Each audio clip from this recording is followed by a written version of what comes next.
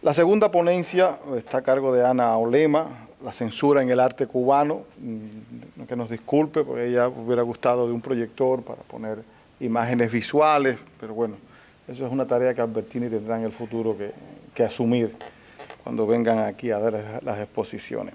Ana nació en Holguín, no hace mucho, en el año 86. Está activa con una producción de artes visuales y pensamiento. Estudió en la Cátedra de Arte de Conducta del Proyecto Pedagógico de Tania Bruguera, un programa de arte político. Su obra ha sido expuesta en la Bienal de Corea del Sur, en la Bienal de La Habana, en la Bienal de Liverpool, además de participar en diferentes exposiciones colectivas dentro y fuera de Cuba. Su trabajo visual siempre ha estado a la par de su trabajo como activista y de infoactivista en la lucha por el rescate de los derechos y las libertades de Cuba. Su vocación política la ha llevado a ser una vocera de intereses de su generación en el exilio. Es cofundadora del proyecto Despierta Cuba, Chancleta Power y Un Día para Cuba. Hace más de 3 años trabaja como productora del Canal 41 con nuestro colega Juan Manuel Cao en el programa El Espejo. Un aplauso para esta joven cubana.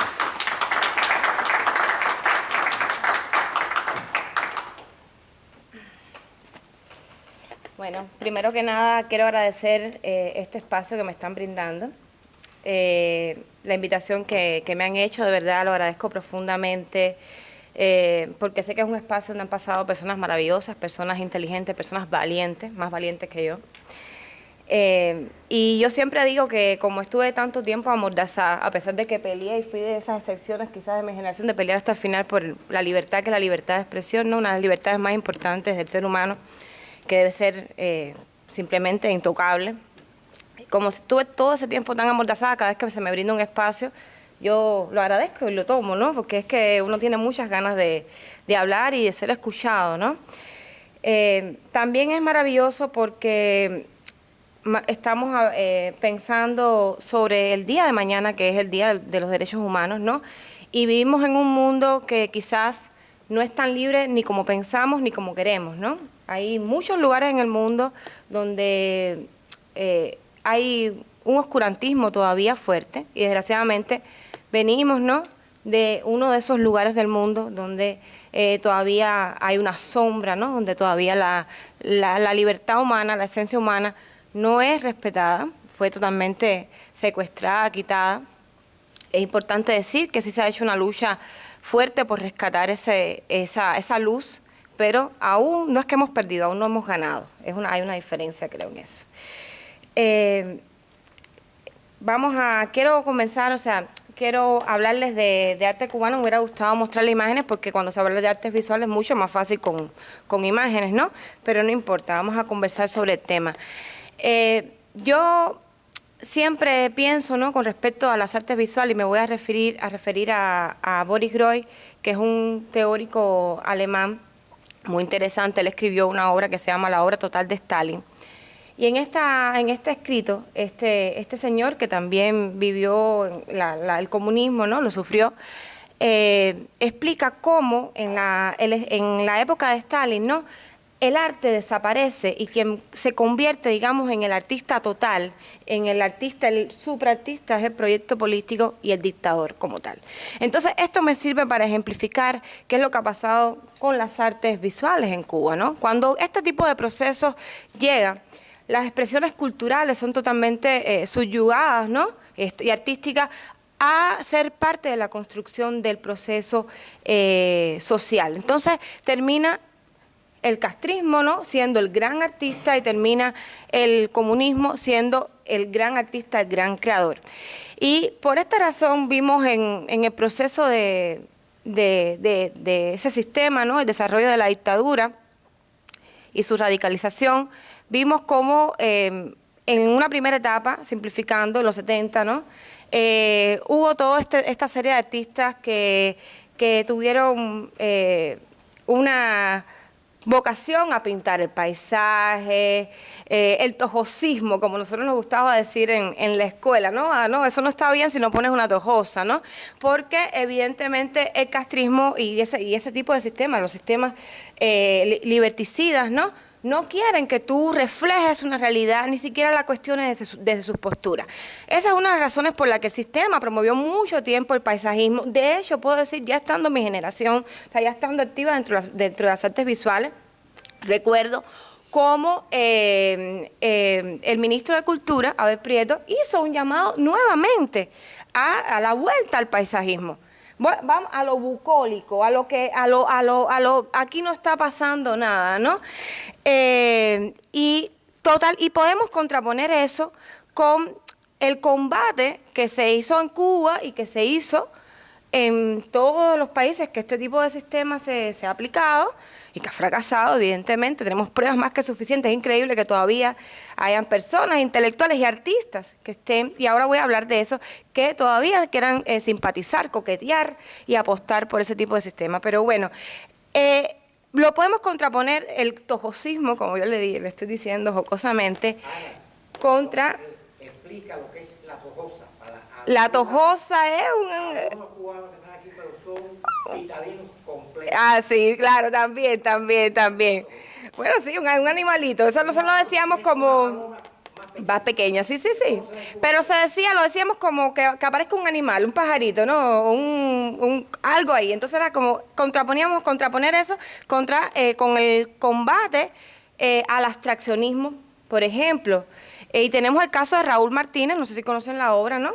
Raúl Martínez tiene una primera obra de abstracta muy buena, o sea, extremadamente genial. Tenemos que recordar que tuvimos el concretismo, que fue un momento en los 50, estoy hablando de no época precomunismo, donde el arte cubano por primera vez en el mundo estuvo a la par de lo que se estaba produciendo en Nueva York, en París, ¿no?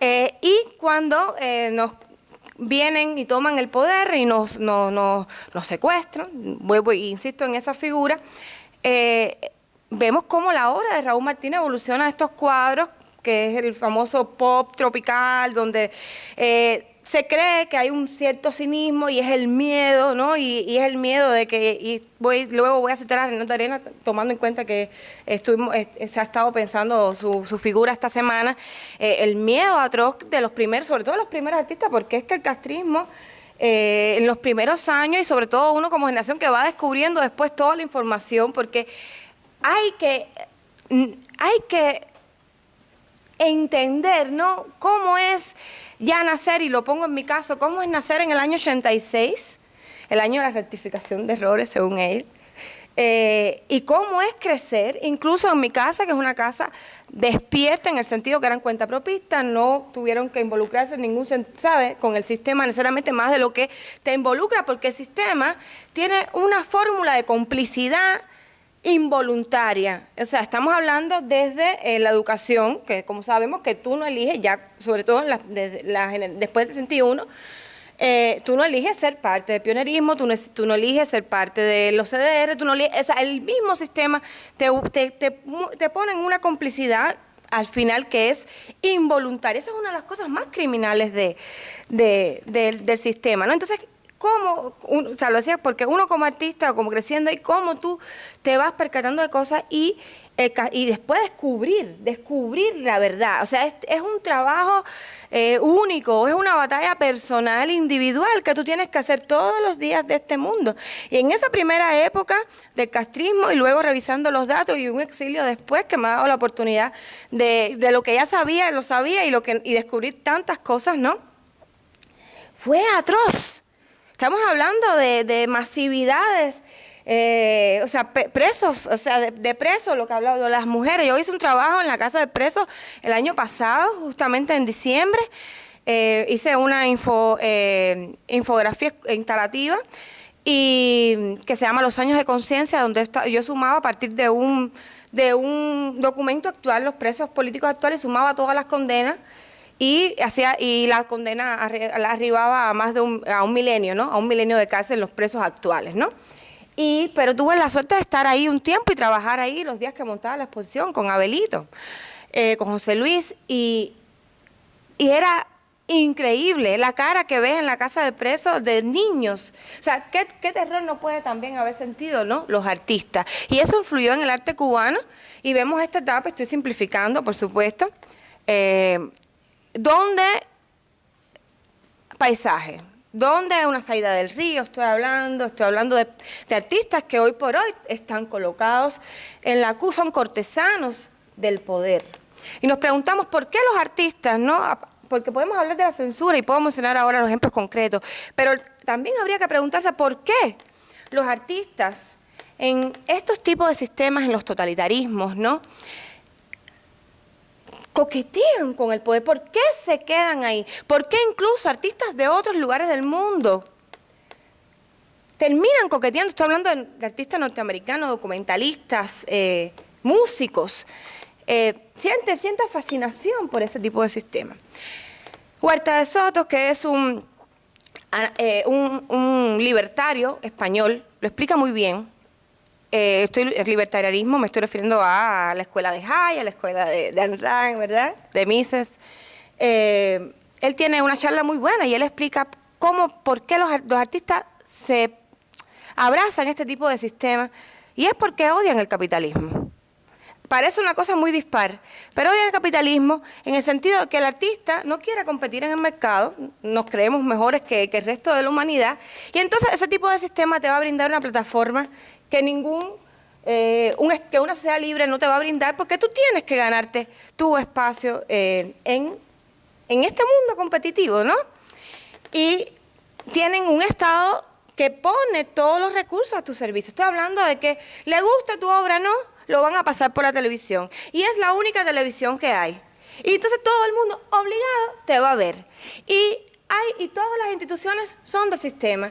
Y le gusta tu obra o no, ellos, si tú estás con ellos, vas a tener un UNIAC, ¿verdad?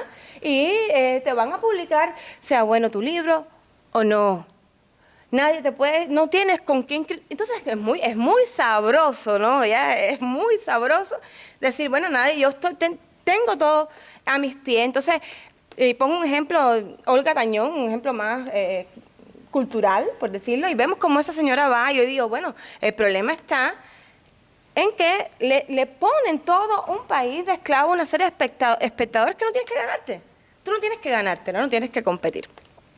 Después de eso pasa toda esta época y viene la etapa de los 80, que cuando tú estudias en la escuela, te lo ofrecen, ¿no? Te lo muestran como una etapa crítica, sobre todo porque hubo una migración que tenemos todavía artistas aquí en Miami. Pero a mí siempre me pareció interesante en los 80, y que fue quizás la época del arte cubano que me influyó. Estoy hablando, por ejemplo, de Tonel, Lázaro Saavedra, también formas de hacer la obra, ¿no? Estas cosas antropológicas, también una rebeldía estética, porque recuerden que el arte, yo siempre digo lo siguiente, cuando estoy haciendo una diferencia entre el arte y cuando hago activismo, ¿no?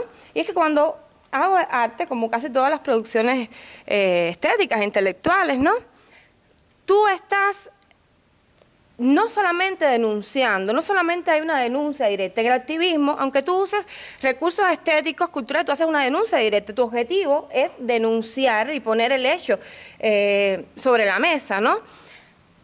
Cuando tú haces arte, para mí, en mi caso, no es solamente denunciar, aunque en mi mente tengo todos los tópicos fueron políticos desde el principio, sino también es analizar y deconstruir. O sea, hay una diferencia también, no solamente tú estás denunciando, sino que tú estás pensando el proceso, hay otro tipo de trabajo, hay cierta diferencia en ese punto. Entonces, los 80 que tienen todavía este halo de rebeldía, donde además se sufrió, estaba hablando del castillo de la exposición en el castillo de la fuerza, estoy hablando de juego de pelota, que es, no sé si conocen lo que estoy hablando, a lo mejor no. El juego de pelota fue, los artistas no tenían dónde exponer en los 80 y decidieron como colgar los guantes y dijeron, nos vamos a jugar pelota. Como no tenemos dónde exponer, nos están censurando, no nos dejan hablar, nos vamos a jugar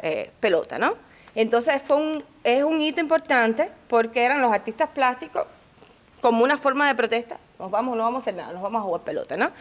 Y vimos, pero esa generación, incluso cuando tú la estudias, te la organizan de una manera que es que ellos están criticando el sistema, pero que son hijos del sistema y que de alguna manera ellos no querían como cambiar el sistema, sino toda una jerga, sino transformar, reformar aquello, ¿no?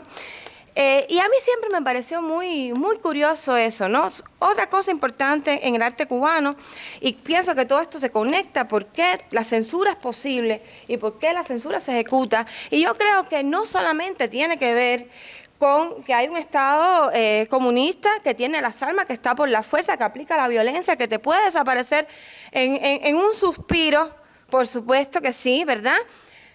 No solamente tiene que ver con eso, tiene que ver con las personas también. Tiene que ver con las personas. Yo revisaba unas imágenes de cuando te mandaban a Paredón y tú decías, bueno, esa gente que te están mandando a Paredón, o sea, ¿qué pasa con esa gente interna? ¿No? Esa histeria colectiva, esa presión colectiva, te llevas ahí. Y yo recuerdo una anécdota, ahora no sé comprobar si es verdad o no, pero pudo ser muy posible. Hubo una exposición en la galería de L, sí, en la galería de L, también en los 80, donde un artista, ahora no recuerdo, había trabajaba con la figura de Guevara y un poco que lo volvía como una broma, ¿no? Ni siquiera cuando tú ves esas obras ahora son muy inocentes, fíjate. Pero para ellos cualquier cosa es una cosa grave. Y según me contaban, no fue necesariamente un militar que vino, una persona del DCE, de la G2, no. Los primeros que empezaron a protestar eran la gente.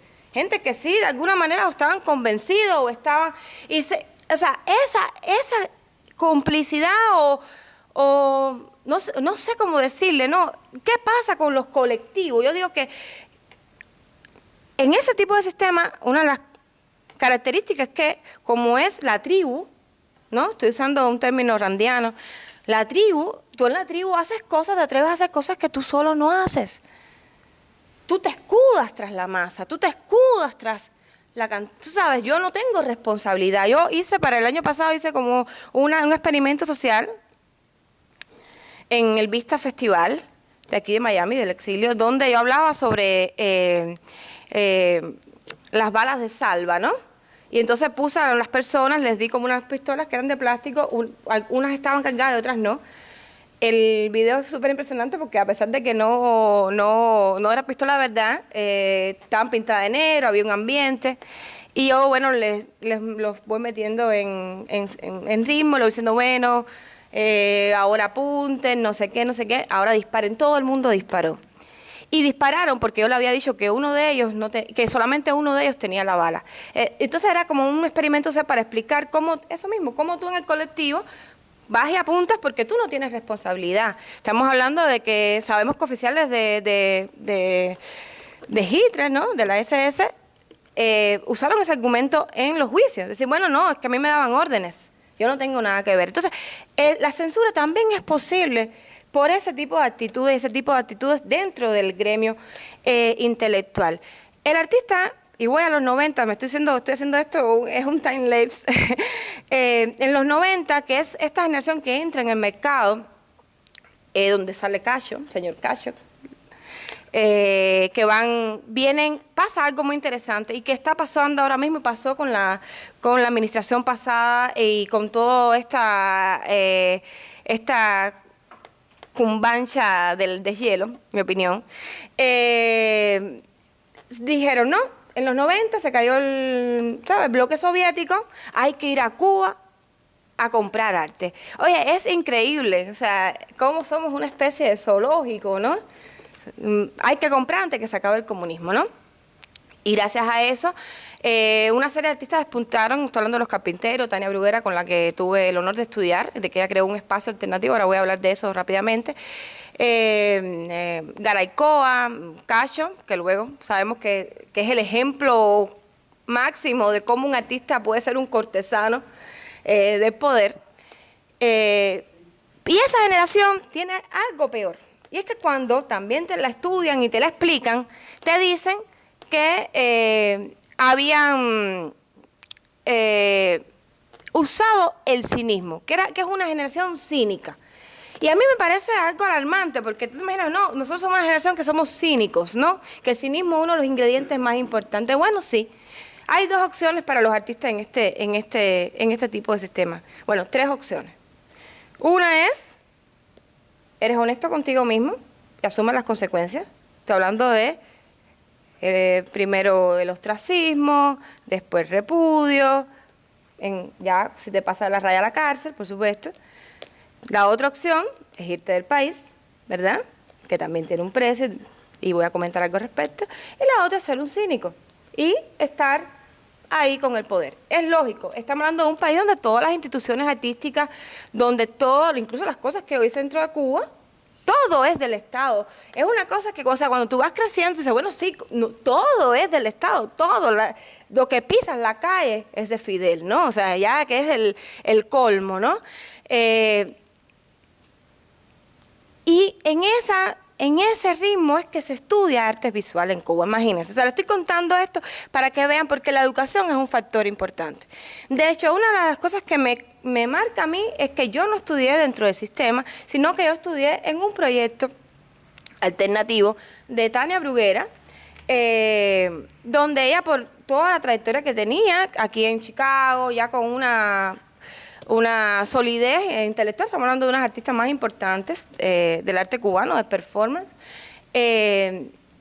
y logró establecer ese espacio ahí, evidentemente, por supuesto, negociando con el sistema, en el sentido de que negociando con artes plásticas, un forcejeo, pero sobre todo al principio siempre es primero la disidencia y después la oposición. Primero tú estás o sea, tú disientes primero y ya después tú saltas y dices, bueno, ya, aquí yo lo que quiero es que tú te vayas porque yo quiero vivir de otra manera, tú no puedes estar ahí más tiempo, ¿hasta cuándo tú vas a estar ahí, no? Entonces, primero es la disidencia. Tú haces un forcejeo con las instituciones, un guiño, un doble lenguaje, es normal, es un proceso natural en el vivir dentro de eso y despertar totalmente, ¿no? Despertar hasta manifestarte, porque a veces estás despierto y no te quieres, lo que no quieres es decir que estás con los ojos abiertos, ¿no?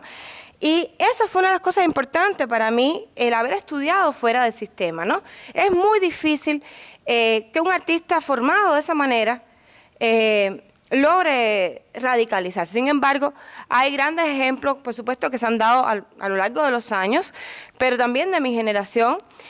Quizás, por supuesto, uno de los artistas más conocidos por su activismo es Danilo Maldonado, que estuvo en prisión al borde de la muerte por una huelga de hambre.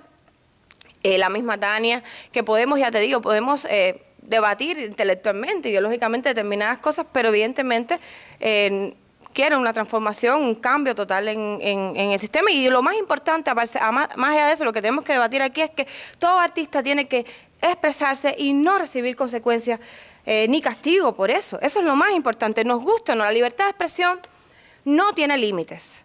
No tiene límites, aunque parezca que no tiene límites. Y siempre pongo el ejemplo que Rothbard escribe en su libro el Manifiesto de la Libertad.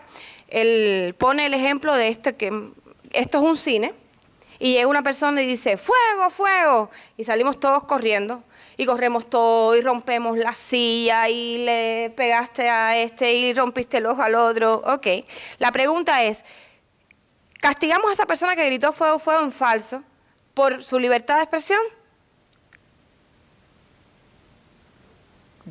No es por su libertad de expresión. Esa persona va a ir a la cárcel por daño a la propiedad privada.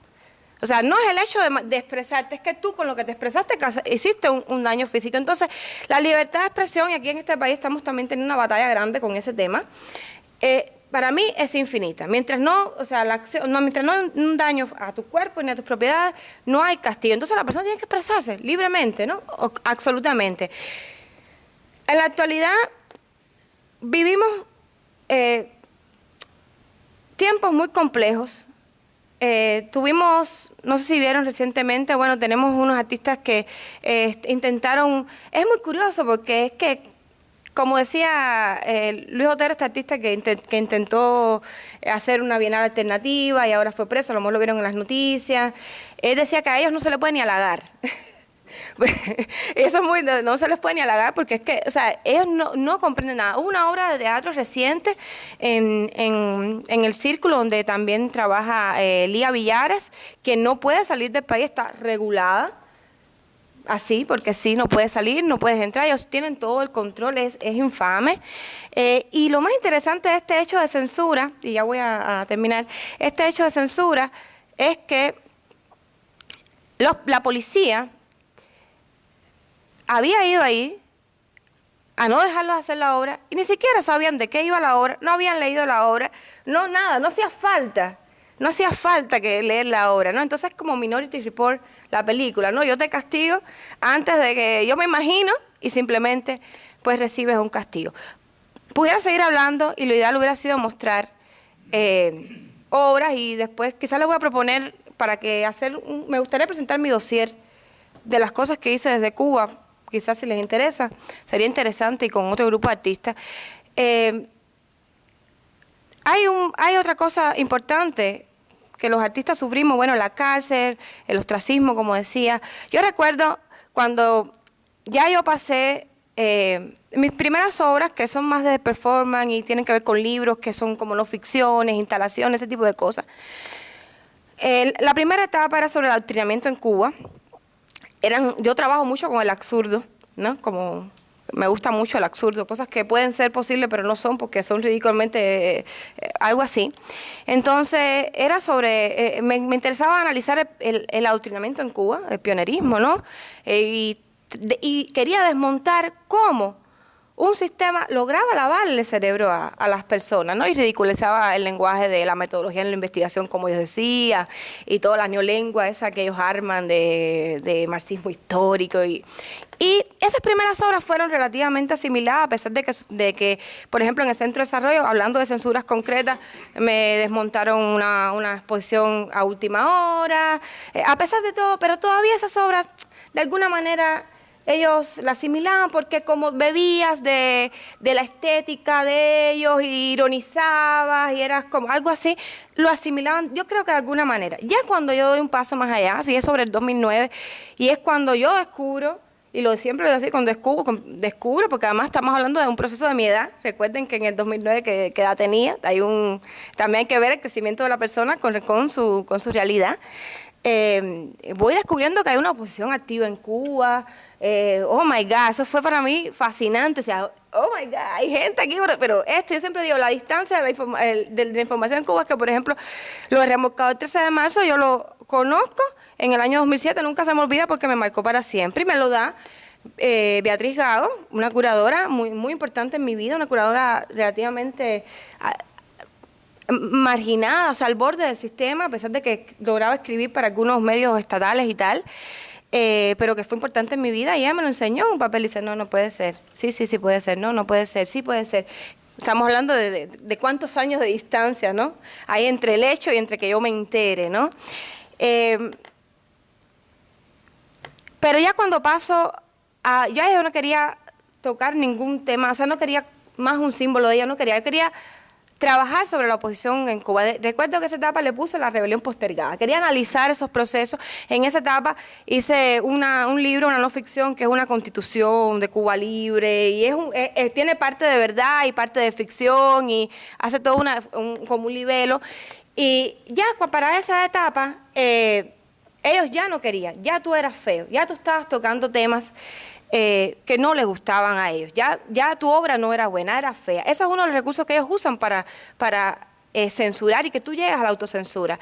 Hacerte creer que tu calidad estética no es buena, que tu obra no es buena para que tú termines autocensurándose. Pudiera seguir hablando. Lo más interesante aquí es que en el exilio también estamos viviendo... es difícil, las instituciones aquí norteamericanas, si no estás en Cuba, no te exponen, no te dan una beca.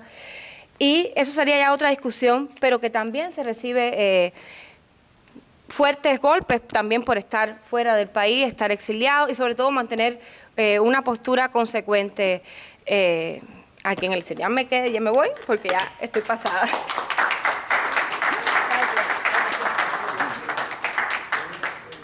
Fueron exactamente 20 minutos con un segundo. Muchas gracias. por esta exposición, creo que una exposición que a todos nos enseñó un poco de una etapa de la cultura cubana de la cual no tuvimos acceso.